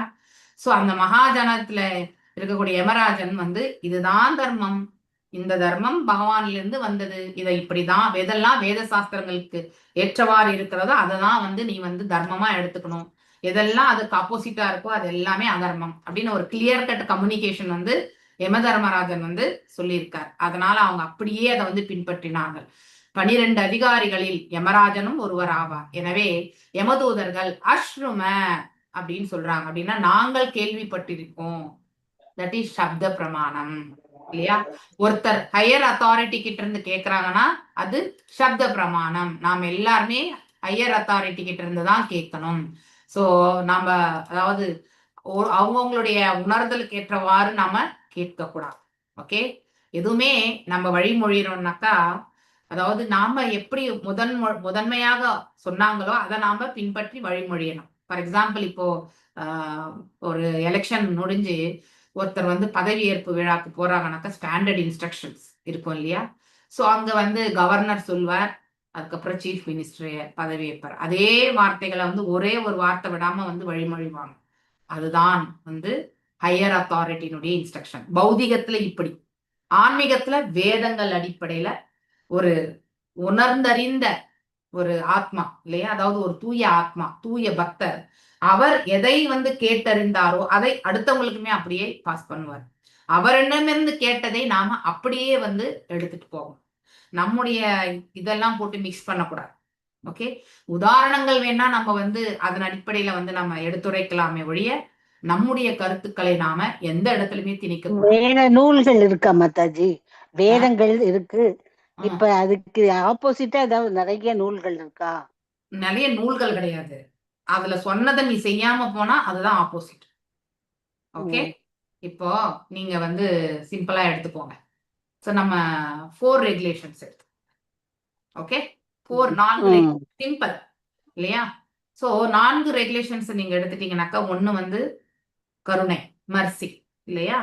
சோ கருணை இருக்கக்கூடியவங்க ஒரு ஜீவனுக்கு துன்பத்தை கொடுக்க மாட்டாங்க இல்லையா? இதுதான் வேத கோட்பாடுகள் பிரகாரம் நாம நடந்துக்கிறது. ஆனா அதே ஜீவனை நாம கொன்றோம் என்றால் அதற்கு எதிர்மறையாக நாம் நடந்து கொள்கின்றோம் அப்படிங்கிறது அர்த்தம். ஓகே, அங்கே கருணை என்பது இல்லாமல் போய்விட்டது என்று அர்த்தம். ஓகே, அது நெக்ஸ்ட் வந்து ட்ரூத்ஃபுல்னஸ் இல்லையா? சோ அதாவது உண்மையாக இருத்தல்.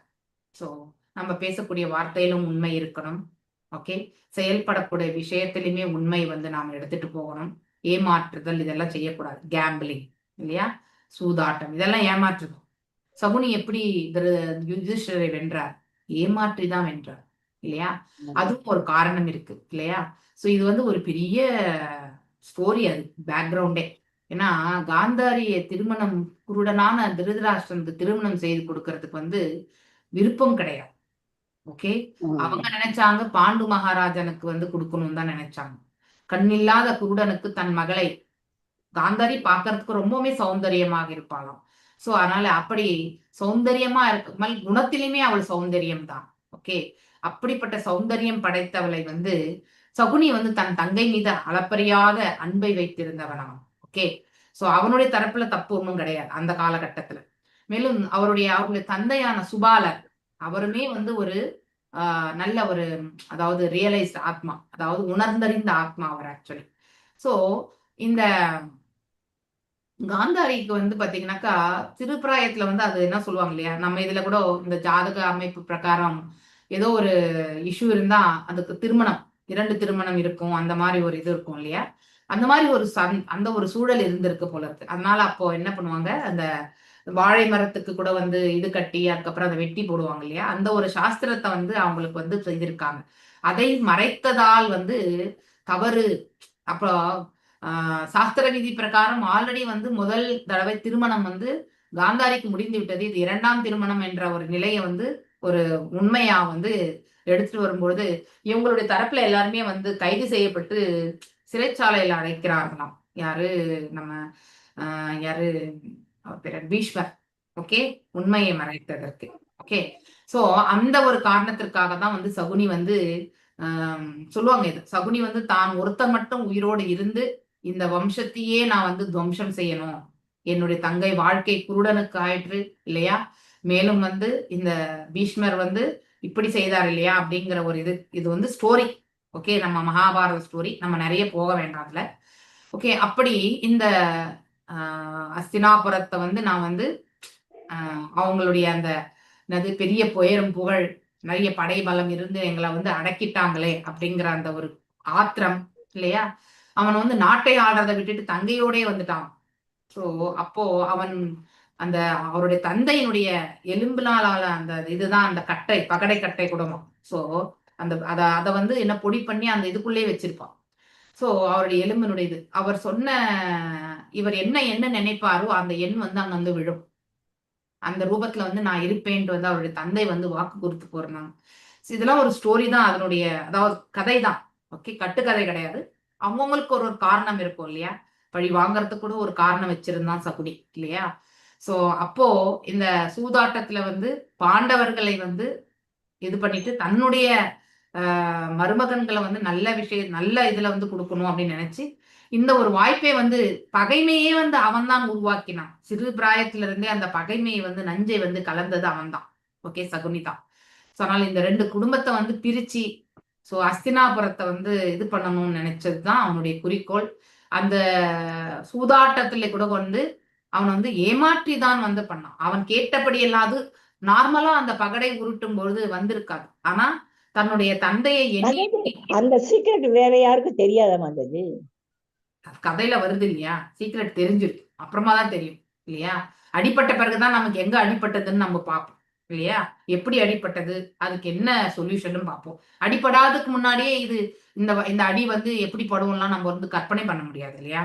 சோ அதுவும் நடக்கணும்ல நிகழ்வுகள். சோ அவன் கேட்டதெல்லாம் விழுந்ததுனால்தான் தர்மராஜர் வந்து தோற்று போனார். ஒவ்வொரு ஆட்டத்திலுமே வந்து தோற்று போனார் அவர் வந்து.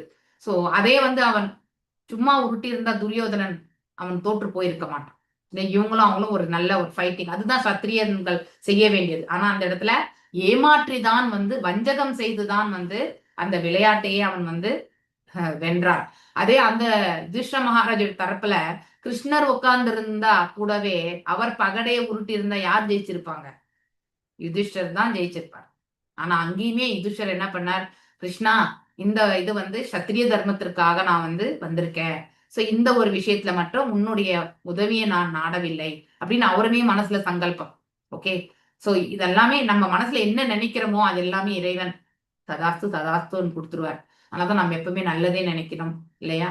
நல்ல ஒரு பலனையே கொடுக்கணும் அப்படிங்கிறது, எல்லாருமே நல்லா இருக்கணும், இப்படி ஒரு பாவத்தை வந்து நம்ம வளர்த்துக்கணும். ஓகே, சோ எதெல்லாம் வந்து வேத சாஸ்திரங்கள்ல சொல்லப்பட்டிருக்கோ அது அனைத்துமே தர்மம். இப்ப நாம இப்படி 2 ரெகுலேஷன்ஸ் போச்சா, அடுத்து வந்து ஆஸ்டரிட்டிஸ், தவங்கள் இல்லையா? சோ தவங்கள் வந்து என்னது? நாம தீய பழக்கங்களுக்கு ஆளாகாம இருக்கிறது தான் தவங்கள் இல்லையா? சோ அது வந்து ஃபார் எக்ஸாம்பிள் இல்லிசிட் ரிலேஷன்ஷிப் இல்லையா, தகாத உறவு, அது நம்முடைய உடல், ஆன்மா, மனசு எல்லாத்துலயுமே இடிக்கும். ஒரு காலகட்டத்துல நம்ம ஒரே ஒரு சிறிய தவறு செய்தா கூட, எப்பயாவது நம்ம நினைச்சு பார்த்தா கூட அது நமக்கே ஒரு ஷேம்ஃபுல்லான ஒரு சுச்சுவேஷன் தான் இல்லையா? சோ அந்த மாதிரி வந்து நம்ம இந்த தவறுகள், மன்னிக்க முடியாத குற்றங்கள் இதெல்லாமே. சோ இப்படிதான் வாழணும் அப்படின்னு சொல்லப்பட்டிருக்கு இல்லையா? சதி, சதி என்றால் பதிவிரதா தர்மம். இது ஆணுக்கும் உண்டு, பெண்ணுக்கும் உண்டு, இருவருக்குமே உண்டு. ஆனா அந்த காலகட்டங்கள்ல வந்து அங்கீகாரம் கொண்டுதான் 2ஆம் மனைவி எல்லாமே மணந்து கொண்டார்கள். அது எக்ஸெப்ஷன்ஸ் ஆக்சுவலி. ஆனா இல்லைன்னா ஒருவனுக்கு ஒருத்தி, இதுதான் வந்து இருவருக்குமே இருக்கணும் அந்த இது. ஓகே, அந்த சத்தி என்பது பெண்ணுக்கு மாத்திரம் கிடையாது, ஆணுக்கும் கூட இருக்கணும். சோ ஒருவரே ஒருவர் வந்து இது பண்ணி போகணும். இது வந்து இது ஒரு ஆஸ்டரிட்டி, இது ஒரு தவம் ஆக்சுவலி. ஓகே, அடுத்து நம்ம வந்து சௌஷம் இல்லையா? சௌஷம் என்பது தூய்மை இல்லையா? சோ கெட்ட பழக்கங்களுக்கு நம்ம குடிக்கிறது இல்லையா? சோ இதெல்லாமே வந்து நம்ம உடல் தூய்மை கிடையாது. அதுக்கப்புறம் வந்து மனசு கூட பாத்தீங்கன்னாக்கா தூய்மை இருக்காது. புத்தியும் வந்து பாத்தீங்கன்னாக்கா அஜ்ஞானத்துல இருந்து செயல்படும். குடி போதையில என்ன பண்ணிருப்பான்? குடிச்சிட்டு ரோட்ல தான் படுத்திருப்பான் இல்லையா? அவனுக்கு தெரிஞ்ச தர்மம் என்ன? எப்பயுமே குடிக்கிறது தான் அவனுக்கு ஆனந்தம் அப்படின்னு நினைக்கிறான் இல்லையா? ரஜோகுணத்துல இருக்கிறவன் வந்து அவன் எல்லாத்தையுமே அடைஞ்சாதான் ஆனந்தம் நினைப்பான். அதே மாதிரி சத்துவகுணத்துல இருப்பவன் என்ன பண்ணுவான்? அவனுக்கு ஞானத்தை படிக்கணும் இல்லையா? சந்தோஷத்தை தான் ஆற்றக்கூடிய செயல்ல வந்து சந்தோஷத்தை விளைவிக்கணும் அப்படிங்கிற அந்த நினைப்பு அவனுக்கு உண்டு. அதனாலதான் 3மே வந்து நம்மள எதிர்பார்ப்புகள் இருப்பதால் தான் 3 குணங்களுமே கட்டுண்ட நிலையை நமக்கு ஏற்படுத்தி கொடுக்கும் அப்படிங்கறது வந்து நம்ம படிக்கிறோம். ஓகேங்களா? புரிஞ்சுதுங்களா? ஹரே கிருஷ்ணா. சோ தர்மம் என்றால் என்ன, அதர்மம் என்றால் என்ன? எஸ், அதர்மம் சில இடங்கள்ல வந்து இதுதான் தர்மம் என்று சொல்லப்படும் போது இது செய்யவில்லை என்றால் இதெல்லாமே வந்து அதர்மம்னு அந்த இடத்துலயே வந்து சொல்லியிருப்பாங்க. இப்ப நம்ம 16th சாப்டர் இல்லையா, முதல் 3 ஸ்லோகங்கள் பாத்தீங்கன்னாக்கா தெய்வீக குணங்களை பற்றி சொல்லியிருப்பாங்க இல்லையா, 26 பண்புகளை. அடுத்து வரக்கூடியது எல்லாமே ஆசுர பண்புகளை சொல்லியிருப்பாங்க. இதெல்லாம் இல்லைன்னா அடுத்து எல்லாமே அசுரம் தான். ஓகே, அப்படிதான் நம்ம அதை புரிஞ்சுக்கணும். வேதங்களால் ஆதரிக்கப்படாத தர்மம் ஸ்ரீமத் பாகவத தர்மத்துல வந்து பயனற்றது என்று விளக்கப்பட்டது இல்லையா? தர்ம புரோஜித கைத்தவத்ர பரமோ நிர்மத்சராணாம் சதாம் வேத்யம் வாசவம் அத்ர வஸ்து சிவதம் தாபத்ரயோன்மூலனம் ஸ்ரீமத் பாகவதே மகாமுனி கிருதே கிம்பா பரைரீஸ்வரா. லாஸ்ட் லைன் எனக்கு டக்கு ஞாபகம் வரல, யாருன்னா தெரிஞ்சா சொல்லிடுங்க. ஹரே கிருஷ்ணா. சோ எது பரமபுருஷரால் கொடுக்கப்பட்டதோ அது மட்டும்தான் பாகவத தர்மம். சோ எங்கிருந்து பகவான் இருந்து வரக்கூடியது மட்டும்தான் பாகவத தர்மம். அதை தவிர்த்து நாமளா மேன்மேடு திங்ஸ் எல்லாமே அதர்மங்கள் தான். அதெல்லாம் நமக்கு நாமே சப்ப கட்டிக்கிறது. அதாவது பொண்ணு வைக்கிற இடத்துல பூ வச்சா போறோம்ப்பா இல்லையா அப்படின்னு சொல்றோமா இல்லையா? அது மாதிரி நமக்கு என்னெல்லாம் முடியறதோ அதெல்லாம் நம்ம தர்மமா பண்ணிடுவோம். ஓகே, ஆனா இது இப்படிதான் தர்மம் என்று சொன்னதை வந்து பரிபாலிக்கக்கூடிய மனசு நமக்கு பக்குவம் கிடையாது. ஓகே, சோ பாகவதன் சர்வதர்மான் பரித்யஜ்ஞம் மாம் ஏகம் சரணம் ரஜா, இதுதான் பகவான் நமக்கு கொடுத்திருக்கக்கூடிய அட்வைஸ். அனைத்து தர்மங்களையும் விடுத்து என் பாதங்களில் சரணடை பார்த்தா இல்லையா, உன்னை எல்லா பாவ விலைகளிலிருந்து விடுவிக்கிறேன், பயப்படாதே அப்படின்னு சொல்லிட்டு பகவான் சொல்வார். அப்படின்னா நான் சொன்னதை நீ செய்யி இல்லையா அப்படின்றார். உன்னுடைய கடமை என்ன? போர் வீரனா நீ போர் புரியணும். நீ சும்மா சர்ம சன்னியாசத்துக்கெல்லாம் நான் வந்து கண்டிப்பா, ஏன்னா நீ அதாவது ஒருத்தர் வந்து அப்படியே வந்து காம்ப்ரமைஸ் ஆயிட்டு அடுத்தவங்களுக்கு துன்பம் கொடுக்க கூடாதுன்னு போனாலும் அவங்களுடைய சுய அதாவது பாத்தீங்கன்னா உணர்வினால் அந்த ஒரு காரியத்துல அவங்க வந்து உந்தப்பட்டு எப்படியும் அந்த காரியத்துல வந்து செயல்படத்தான் செய்வாங்க. சோ இவர் காட்டுக்கு போயிருந்தா கூட அங்க உட்காந்துட்டு ஐயோ என்ன ஆச்சோ தெரியலையே, போர் முனையில எங்க அண்ணன் என்ன ஆனாரு, எங்க அண்ணன்மார்கள் 2 பேரும் என்ன ஆனாங்க, என்னுடைய தனையன்கள் தம்பிமார்கள் என்ன ஆனாங்களோ தெரியலையே அப்படின்னு பதபதைப்பு தான் இருக்குமே தவிர அவர் கர்ம சந்நியாசத்தை அவரால் செய்ய முடியுமா? கண்டிப்பா செய்ய முடியும். காற்றை வேண்டும் என்றாலும் அடக்கி விட முடியும். ஆனால் மனசை கட்டுப்படுத்துவது எனக்கு அதாவது முடியாதது போல் தோன்றுகின்றதுன்னு தான் அவர் 6வது சாப்டர் பகவத்கீதையில வந்து அர்ஜுனர் சொல்வார் இல்லையா? காற்றையே அடக்க முடியாது. அப்படிப்பட்ட காற்றை கூட என்னால அடக்க முடியும். ஆனா என் மனசை கட்டுப்படுத்த முடியாதுன்னு பகவான்கிட்ட வந்து சொல்வார் இல்லையா? அது மாதிரி மனசு வந்து ரொம்ப ரொம்ப முக்கியம். மனசுதான் நம்ம எல்லா செயல்களுக்குமே வந்து மூல காரணம்.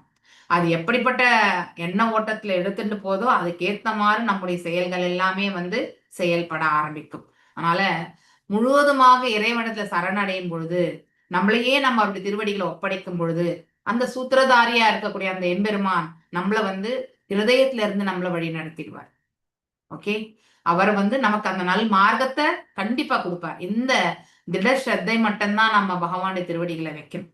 ஓகே, ஆட்டோமேட்டிக்கலி நம்ம வந்து அந்த பக்தி பாதையில வந்து நல்ல முறையில வந்து முன்னேற்றம் அடைவதற்கு பகவானே வந்து வழிநடத்தி கொடுப்பார். சோ இதுதான் நம்ம மனசுல எடுத்துட்டு போக வேண்டிய ஒண்ணு. இதுதான் பாகவத தர்மம் கூட. ஓகே, ஆனால் போர் செய்யும்படி கிருஷ்ணர் வந்து அவரை தூண்டினார் இல்லையா? அர்ஜுனரும் கிருஷ்ணரின் உத்தரவுப்படி கரிஷ்யே வச்சனம் தவா அப்படின்னு சொல்லிட்டு அவருமே வந்து அதாவது பகவானுடைய இது பிரகாரம் நடந்துக்கும் அவருமே அவர் வழி பின்பற்றினார். ஆகவே கிருஷ்ணரின் கட்டளையே தர்மம் என்பதால் அதை நிறைவேற்றிய அர்ஜுனன் உண்மையிலே ஒரு தர்மிதான் இல்லையே அப்படின்னு வேத சாஸ்திரங்கள் எல்லாம் பகவானால் படைக்கப்பட்டது. அதை யார் ஃபாலோ பண்றாங்களோ அவங்க தர்மி, யார் அதுக்கெல்லாம் ஆப்போசிட்டா செயல்படுறாங்களோ அவங்க எல்லாமே அதர்மிகள் தான். ஓகே, வேதைச்சு சர்வை அகமேவ வேத்தியோ, அதாவது வேதங்களின் உண்மையான நோக்கம் பற்றி, அதாவது உண்மையான நோக்கம் என்னன்னா பகவானை பற்றி தெரிஞ்சுக்கிறது தான் இல்லையா? கிருஷ்ணரை பூர்ணமாக அறிந்தவர் முக்தி அடைகின்றார். இந்த பிரபஞ்சத்துல வாழும்பொழுதே அவர் முக்தி அடைந்தவர் ஆகின்றார். ஸ்ரீ பகவத்கீதையில வந்து என்ன சொல்றார் 4.9ல ஜன்ம கர்ம சமே திவ்யம் ஏவம் யோ வேத்தி தத்வதஹ த்வக்தாதேகம் புனர்ஜன்மம் நைதிமாம் ஏதிசோ அர்ஜுனா. அதாவது பகவானுடைய தோற்றம் இல்லையா, அவருடைய அந்த அத்வைத ரூபம், அவருடைய செயல்கள் இல்லையா, நித்தியமாகவே பகவான் பல்வேறு இடங்கள்ல பல்வேறு செயலாற்றி கொண்டிருப்பார். ஆனா உண்மையிலே தான் எந்த செயலிலுமே ஈடுபடுவதில்லை அப்படின்னா என்ன அர்த்தம்? குணங்கள் ஆட்கொள்ளப்பட்டு பகவான் எப்பொழுதுமே ஈடுபடுவது கிடையாது. ஓகே, அவர் குணங்களுக்கு அப்பாற்பட்டவர் இல்லையா? அந்த ஒரு நிலையிலிருந்து அவர் செயலாற்றுகிறார். செயல்கள் ஆகியவற்றின் உன்னத தன்மை அறிபவன் இல்லையா? பகவானுடைய செயல்கள் எப்படி பகவான் வந்து தாமரை இலை மேல இருக்க நீர்த்துளி போலதான் அவர் வந்து இந்த பௌதிகத்தோட அவர் இணையறதே கிடையாது. ஆனால் இந்த பௌதிகத்துல வரும்பொழுது அவரும் செயலாற்றி கொண்டுதான் இருப்பார். ஆனால் அங்கே 3 குணங்களுக்கு அப்பாற்பட்ட நிலையிலிருந்து ஆற்றுவார். அதுதான் ரொம்ப முக்கியம். நாம் எல்லாருமே அப்படிப்பட்ட ஒரு மனோபாவத்தை தான் வளர்த்துக்கணும். அதுதான் விசுத்த சத்துவம் என்பது. இவ்வுடலை விட்ட பின் அந்த நிலையில யாராவது இருந்தாங்கன்னா இந்த உலகத்துக்கு மீண்டும் திரும்பி வரதே கிடையாது. எது வரைக்கும் 3 குணங்களோட நம்ம சுழன்று கொண்டிருக்கிறோமோ அப்ப இந்த உலகத்துக்கு வருவோம். சத்துவத்துல இருந்தா மேல உலகம், ரஜோல இருந்தா இந்த பூ உலகம், சமஸ்ல இருந்தா கீழ் உலகம் அல்லது கீழான இயல்பை விளக்கக்கூடிய அந்த வாய்ப்பை நாம பெறுவோம். அர்ஜுனா, அவன் எனது நித்திய உலகை அடைகிறான். கிருஷ்ணரை புரிந்து கொண்டு அவரது உத்தரவுப்படி நடப்பவன் பகவானின் ஆன்மீக உலகத்திற்கு செல்ல தகுதி உடையவனாகிறான் இல்லையா? சோ அதனால இறைவன் நம்ம எல்லாமே நம்முடைய செயல்கள் எல்லாமே இறைவனுடைய செயல்களோட நம்ம ஒன்றி போகக்கூடிய நிலைக்கு எடுத்துட்டு போகணுமே தவிர நாம வந்து நம்முடைய செயல்களுக்கு ஏற்றவாறு நம்ம இறைவனை அட்ஜஸ்ட் பண்ணி நம்ம பக்தி பண்றது தவறு. அதனால்தான் we should allocate time for the spiritual things and accordingly material things வந்து அலைன் ஆயிடும். ஆனா என்னுடைய மெட்டீரியல் திங்ஸை வந்து அலைன் பண்ணிக்கிட்டு அதுக்கு ஏத்தவாரி நான் வந்து ஸ்பிரிச்சுவல் செயல்களை செய்யறேன்னா அது வரவே வரும். ஓகே, எதுக்கு ஃபர்ஸ்ட் ப்ரையாரிட்டி கொடுக்கணும்? ஆன்மீகத்துக்கு முதன்மை ஸ்தானம் கொடுக்கணும். அந்த சேவைக்கு வந்து அட்ஜஸ்ட் பண்ணி நம்ம பௌதிக செயல்களை அட்ஜஸ்ட் பண்ணோம்னா ஆட்டோமேட்டிக்கலி அட்ஜஸ்ட் ஆகிடும். ஆனா அதே வந்து பௌதிக செயல்கள் எல்லாமே முடிச்சுதான் நான் இதை பண்றேன்னா அது கண்டிப்பா அட்ஜஸ்ட் ஆகாது. இது ஒரு உதாரணமாவே சொல்றேன் நான். ஃபார் எக்ஸாம்பிள், காலையில எழுந்து நாம ஜபங்கள் சொல்றோம் இல்லையா? ஸோ 16 மாலை முடிக்கணும்ன்ற குறிக்கோள் வேண்டாம். ஆனா 16 மாலை கண்டிப்பா முடிக்கிறது இல்லையா? அது ரொம்ப ரொம்ப முக்கியம். அதே காலம் கடத்தினோம்னு வச்சுக்கோங்களேன், அன்னைக்கு பொழுது அந்த 16 மாலை பார்த்தீங்கன்னா நீங்க ஏதோ ஒரு இழுத்து பண்ற மாதிரி உங்களுக்கே ஒரு ஃபீலிங் வந்துடும். என்ன இப்படி முன்னாடியே போக மாட்டேங்குது. ஏன்னா நாம என்ன பண்ணியிருக்கோம், நாம ஜபத்தை வந்து செகண்ட் ப்ரியாரிட்டியில வச்சு ஃபர்ஸ்ட் ப்ரியாரிட்டி வந்து என்ன பண்றோம், பௌதிக செயல்களுக்கு கொடுத்துருப்போம். இதுக்கேத்த மாதிரி இந்த நாம ஜபத்தை அட்ஜஸ்ட் பண்ணலான்னு பண்ணியிருப்போம். நாம ஜபத்துக்கு ஏற்றவாறு நம்ம மற்ற செயல்களை அட்ஜஸ்ட் பண்ணணும்னு நினைச்சிருந்தோம்னா ஆட்டோமேட்டிக்லி எல்லாமே ஃபைன் டியூன் ஆகும். இதே நீங்க 16 மாலை காலையில முடிச்சுட்டு பாருங்க, அன்னைக்கு பொழுது எல்லாமே வந்து நீங்க எடுத்த காரியத்தை வந்து எல்லாமே ஒரு நல்ல ஒரு நிலையில வந்து முடிக்கிறதுக்கான வாய்ப்பு கண்டிப்பா கிடைக்கும். ஓகே, தட் மீன்ஸ் அந்த அதாவது மகாமந்திர சொன்னதனுடைய பலன் கண்டிப்பா உண்டு. பலனை பத்தி நம்ம யோசிக்க கூடாது. ஆனா நாம எதற்கு முக்கியத்துவம் கொடுத்தோம் முதல்ல இல்லையா, அந்த செயலினுடைய விளைவுதான் மற்ற எல்லா செயல்களையுமே நமக்கு பக்குவமா செய்யறதுக்கான மார்க்கத்தை கொடுப்போம். இது எக்ஸாம்பிள். ஓகே, அது போல நம்ம ஒவ்வொரு காரியத்தையுமே இறைவனுக்காக ஆற்றுகின்றோம் என்று எண்ணிக்கொண்டு நாம் அதை செயல்படுத்தினோம்னா எல்லா செயல்களுமே வந்து அது பக்குவமாக வந்து அடையும். ஆனா அது நம்முடைய பௌதிகத்துக்கேற்றவாறு நாம வந்து ஆன்மீகத்தை அட்ஜஸ்ட் பண்ணோம்னா ரொம்ப கஷ்டம். இதையும் நான் உணர்ந்திருக்கேன். ஸோ எப்பயாவது இந்த மத்தியானத்து கிளாஸ் வைக்கும்போது 4 மணிக்கு எனக்கு முன்னாடி போக முடியாது இல்லையா, அந்த சமயத்துல வந்து நான் ரொம்பவே வருத்தப்படுவேன். ஸோ ஏன்னா அப்பதான் அந்த கால் மேல கால் ஃபோன் பண்ணுவாங்க.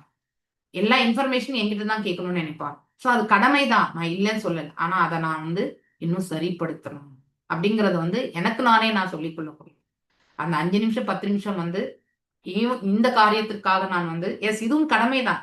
ஆனா அதை வந்து இறைவன்ட்ட நான் வந்து கண்டிப்பா வேண்டும் இல்லையா, இந்த கடமையை ஆற்றுவதற்கு எனக்கு கருணை புரியுங்கோ அப்படின்ட்டு.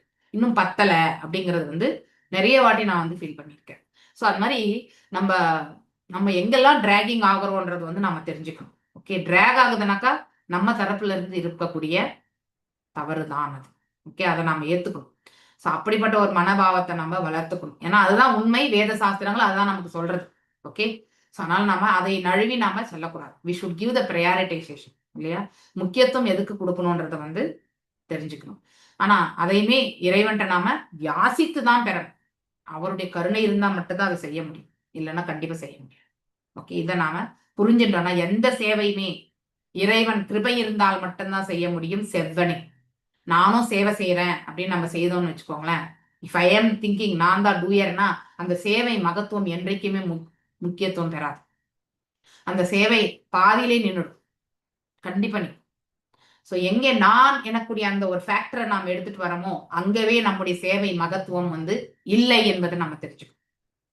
சேவைக்கு மகத்துவம் உண்டு, நமக்கு மகத்துவம் கிடையாது.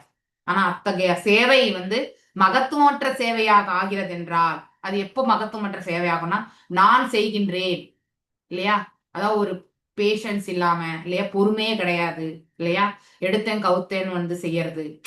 அது எனக்கு இந்த இதுதான் எனக்கு தேவை, நான் இதை தான் பண்ணுவேன், எனக்கு இந்த சேவை தான் எனக்கு முக்கியம் இல்லையா, சேவைகள்ல ப்ரிஃபரன்ஸ் கொடுக்கறது, சேவை எங்க செய்யணும்ன்றதுலயும் ப்ரிஃபரன்ஸ் கொடுக்கறது, இதெல்லாம் ரொம்ப ரொம்ப தவறானது, மிக தவறானது. எங்க சேவை செய்தாலுமே அது இறை தொண்டாக இருக்கும் பட்சத்துல வந்து எந்த வேறுபாடுமே காணக்கூடாது. ஓகே, அப்படிப்பட்ட மனோபாவத்தை யார் வளர்த்து கொண்டு பக்தி தொண்டு செய்யறாங்களோ அந்த பக்தி மட்டும்தான் உத்தம பக்தி. இல்லைன்னா அதாவது நம்ம அங்க என்ன பண்றோம், காம்படிஷன் இல்லையா, இல்லைன்னா பொறாமை, அடுத்தவங்களுக்கு கிடைச்சது நமக்கு கிடைக்கல, இது எல்லாமே வந்து நெகட்டிவ் தாட்ஸ்.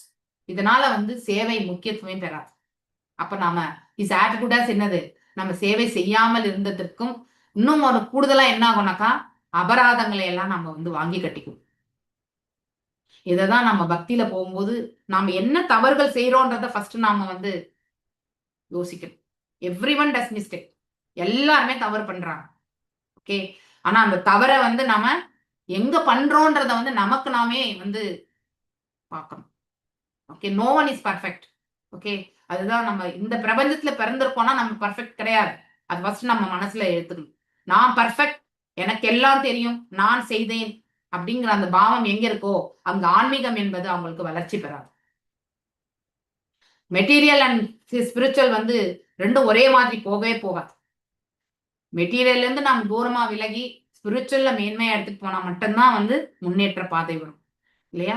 மெட்டீரியலை வந்து கடமையா அங்க மட்டும் நிமித்த மாத்திரம் தான் நம்ம செயல்படுத்தணும். ஏன்னா அது கடமை, அதுல இருந்து நம்ம வந்து விட்டுட்டு வந்துட முடியாது, சன்னியாசம் எடுத்துக்க முடியாது. எல்லாருமே சன்னியாசி ஆயிட்டா உணவை யார் படைப்பாங்க இல்லையா? நமக்கு விதிக்கப்பட்ட கடமைகளை நாம் கண்டிப்பா செய்யணும். ஆனா அது எப்படி செய்யணும்? இறைவனுடைய கிருபை கொண்டு ஆற்றுகின்றோம் என்ற பாவத்தை கொண்டு செய்யும். இறைவன் செயல்படுத்த வைக்கிறார். நாம ஜபங்களோட பகவானால் தான் நமக்கு, பகவானுடைய கருணையால் தான் சொல்லிட்டு இருக்கோம். சோ இது ஒன் ஆஃப் த லெக்சர்ஸ்ல பாத்தீங்கன்னாக்கா, ஒருத்தர் ஹரிநாமம் சொல்றாங்கன்னாக்கா அது இறைவனுடைய கருணை இருந்தா மட்டும்தான் ஹரிநாமம் சொல்ல முடியும். If there is no mercy of the lord, அவங்க நீங்க எத்தனை வாட்டி சொன்னா கூட அவங்க நாக்குல வந்து தேய்ச்சா கூட நீங்க வந்து கண்டிப்பா அவங்க ஹரிநாமத்தை சொல்லவே மாட்டாங்க. Okay, it's not possible. So நம்ம எவ்வளவு பிரயத்தனம் பண்ணாலும் நடக்கவே நடக்கும். இட்ஸ் வெரி ஈஸி தானே. ஹரே கிருஷ்ணா கிருஷ்ண கிருஷ்ணா ஹரே ஹரே ராம ராம ராம ஹரே ஹரே சொல்றது என்ன ரொம்ப கஷ்டமா? நமக்கு ஒன்றும் கஷ்டமே கிடையாது. ஆனா அதே நீங்க ஒரு நம்ம வீட்லயே கூட பாத்தீங்கன்னாக்க நம்ம இப்படி உட்காந்து ஜபம் பண்ணிட்டு இருந்தா கூட அந்த பக்கம் அந்த நாமத்தை பத்தி கண்டுக்காத போகக்கூடிய நபர்களும் உண்டு. Okay, so that is the, அது அங்கேயே நமக்கு தெரிஞ்சுக்கலாம் அவங்களுடைய ப்ரையாரிட்டைசேஷன் என்ன, அவங்களுடைய இன்க்ளினேஷன் என்ன, இல்லையா? அவங்க எதற்கு முக்கியத்துவம் கொடுக்குறாங்க, எதுதான் மெயினா நினைக்கிறாங்க. அதனாலதான் அவங்க வந்து அந்த நாம ஜபத்தை சொல்ல முடியாம இருக்காங்க. சோ அங்கே இவங்க கொஞ்சமா அவங்க வந்து வந்தா கூட பகவான் வந்து ஃபுல்லு கருணை பிடிச்சிருவார், கொடுப்பார், கண்டிப்பா கொடுப்பார். ஆனா அவங்களுக்கு அந்த இன்க்ளினேஷனே கிடையாது. ஓகே, சோ இதெல்லாம் நம்ம தெரிஞ்சுக்கணும். சேவை என்பது நாம அதாவது தேடி போகும். ஓகே, மேலும் வந்து அங்க என்ன கொடுக்குறாங்களோ அந்த சேவை ஏத்துக்கணும். எனக்கு இந்த சேவை தான் வேணும், நான் இந்த சேவை மட்டும்தான் பண்ணுவேன் அப்படின்னு நினைக்கிறது வந்து அங்கேயுமே வந்து நம்ம அகங்காரத்தை வெளிப்படுத்துறோம்னு அர்த்தம். ஓகே, இந்த சேவைகள்ல வேறுபாடு காண்பது என்பது மிகப்பெரிய அபராதம், இல்லையா? கோயில கூட்டி பெருக்கிறவங்களும் பகவானுக்கு அலங்காரம் பண்றவங்களுக்கும் எந்த வித்தியாசமும் கிடையாது. எல்லாமே சேவைதான், இல்லையா? எந்த சேவையுமே வந்து நம்ம வந்து இது முக்கியத்துவமற்றது நம்ம சொல்ல முடியும். சோ பகவான் அவங்களுக்கும் அதே அருளை தான் கொடுப்பாரு, இவங்களுக்கும் அதே அருளை தான் கொடுப்பாரு. அவ்வளவுதான்.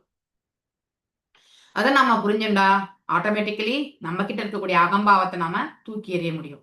இல்லைன்னா இந்த அகம்பாவம் இங்கேதான் இருக்கும், அது எப்ப வேணாலும் வெளிப்படும். அடுத்தவங்களையுமே நம்ம வந்து நிந்திப்போம்.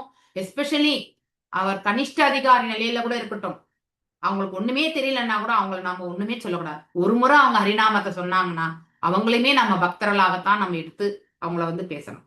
Okay, so we should give value to that.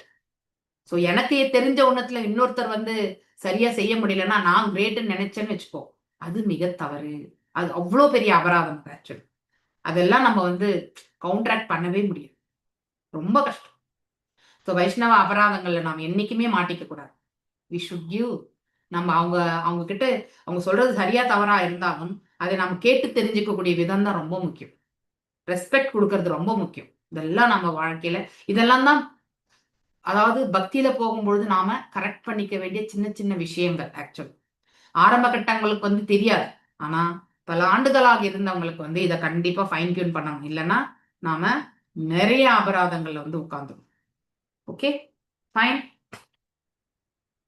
இன்னைக்கு இது ஒண்ணுதான் சொல்ல முடியும் போல இருக்கு. Okay, fine. தர்மம் உண்மையில் நாராயணனால் உற்பத்தி செய்யப்படுவது அல்ல. உற்பத்தி எல்லாம் அவர் பண்றது கிடையாது. Coming from his. ஓகே, அதுதான் அதற்கான இதுதான் பூதஷ்ய நிஷ்வசிதம் ஏதத் ரிக் வேதக. அதாவது வேதங்கள் குறிப்பிட்டது போல தர்ம கட்டளைகள் வந்து பரம ஜீவனான நாராயணன் சுவாசத்திலிருந்து, இல்லையா, வெளிப்படுகிறது. சோ நாராயணர் நித்தியமானவர், நித்தியமான அவர் சுவாசித்துக் கொண்டிருக்கிறார், இல்லையா? எப்பவுமே சுவாசம் உண்டு. நமக்கு தான் இந்த பௌதிக உடல் எடுத்து உள்ள வரும்போது சுவாசம் வந்து ஸ்டார்ட் ஆகுது, இந்த உடலை விட்டு நம்ம நீங்கும் பொழுது சுவாசம் நின்று விடுகிறது. வெறும் உடல் தான் இங்க இருக்கு.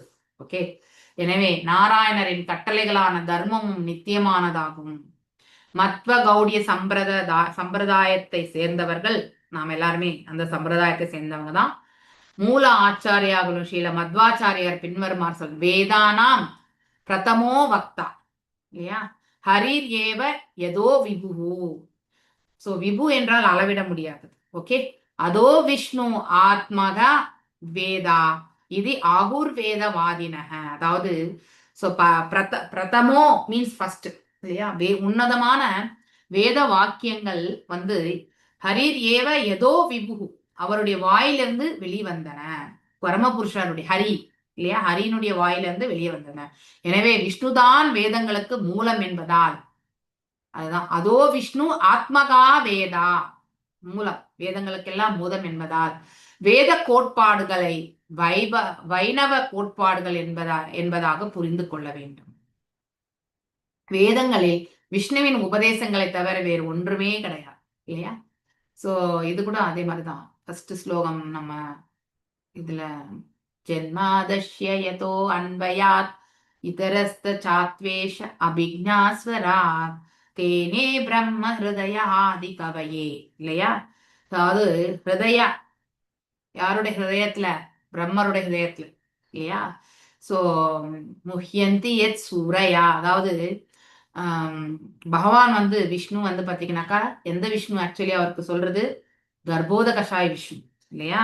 அவர் வந்து அனைத்து வேதங்களையுமே அவருடைய ஹிருதயத்துல ரத்தன சிம்மாசனத்தின் மீதுதான் அமர்ந்து வேத சாஸ்திரங்கள் எல்லாம் வந்து பிரம்மருக்கு உபதேசிக்கப்பட்டது இல்லையா? மனதுல தான் சொல்லப்பட்டது. சோ வேதங்களில் விஷ்ணுவின் உபதேசங்களை தவிர வேறொன்றுமே கிடையாது.